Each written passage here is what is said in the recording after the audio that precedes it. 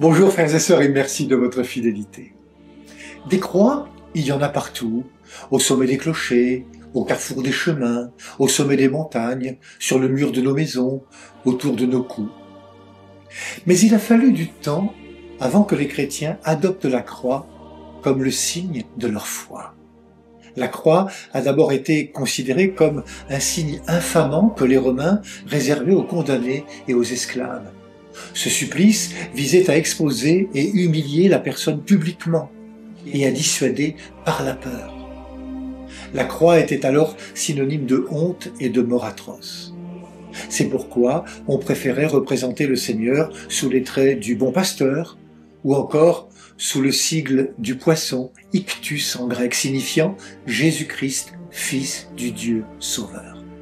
Oui, il a fallu plusieurs siècles pour que la croix ne se résume pas à la croix infamante du Vendredi Saint, mais qu'elle devienne le trône du ressuscité, le signe de l'amour, l'arbre de vie.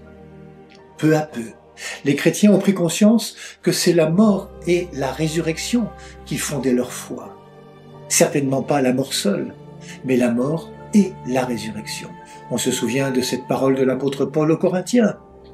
Si le Christ n'est pas ressuscité, notre proclamation est sans contenu, votre foi aussi est sans contenu. Ainsi, petit à petit, d'instrument de mort et d'échec, la croix est devenue signe de victoire. Sa force, c'est qu'elle ne nie pas la mort et la souffrance. Vous savez, celle-là même qu'a vécu le Christ. Et s'il l'a vécu, c'est par amour pour nous. Jésus a pleinement vécu ce qu'il affirmait dans sa prédication. Il n'y a pas, disait-il, de plus grand amour que de donner sa vie pour ses amis. Oui, nous sommes, frères et sœurs, les amis du Seigneur. Aujourd'hui, quand on contemple une croix, nous méditons sur la force du don. On ne s'arrête pas sur un homme à demi nu et agonisant, mais on peut lire aussi le mystère du Christ offrant sa vie par amour de l'humanité. Du Christ capable de dire dans sa souffrance « Père, pardonne-leur, ils ne savent pas ce qu'ils font ». Méditer sur la croix, c'est ne pas oublier celles et ceux qui la portent dans leur chair à cause de la maladie, du handicap, des séparations, du veuvage, de la guerre, des abus de toutes sortes, des exclusions ou encore de l'indifférence. Toutes ces personnes ne sont-elles pas autant de Christ que nous croisons sur nos chemins aujourd'hui? Moi, dit Jésus, je suis venu pour que les hommes aient la vie et pour qu'ils l'aient en abondance. Il ira jusqu'au bout, il ira jusqu'à la mort sur la croix pour ouvrir à tous et à toutes la vie de Dieu. Nous l'avons entendu dans la première lecture, dans le livre des Nombres. Dans le désert, les Hébreux périssaient sous la morsure des serpents. Sur l'ordre de Dieu, Moïse confectionna un serpent de bronze qu'il dressa au sommet d'un mât. Ceux qui le regardaient conservaient la vie. La croix du Christ est devenue, comme le dira l'évangéliste Jean, l'arbre de vie.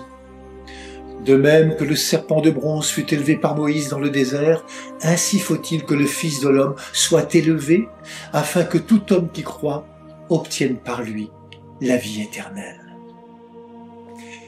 Frères et sœurs, grâce au Christ, la croix ouvre une brèche dans le mur de la mort pour que l'homme accède à la vie des ressuscités.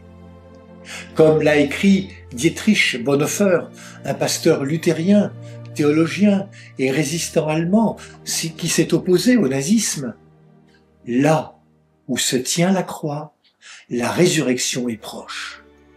Ainsi, la croix dont nous sommes marqués au jour de notre baptême, la croix que nous traçons au commencement de chaque prière ou célébration, est signe de la réconciliation de l'homme avec Dieu. La croix jette un pont entre le ciel et la terre. Pour nous aujourd'hui, elle est une balise, un poteau indicateur qui donne la direction à suivre. Et cette direction, la voici. La vie n'est vraiment la vie que si elle est donnée. Oui, il n'y a pas de plus grand amour que de donner sa vie pour ceux qu'on aime. La croix sera toujours une victoire de la vie sur la mort et la souffrance. Bon dimanche à toutes et à tous. Prenez bien soin de vous et des autres.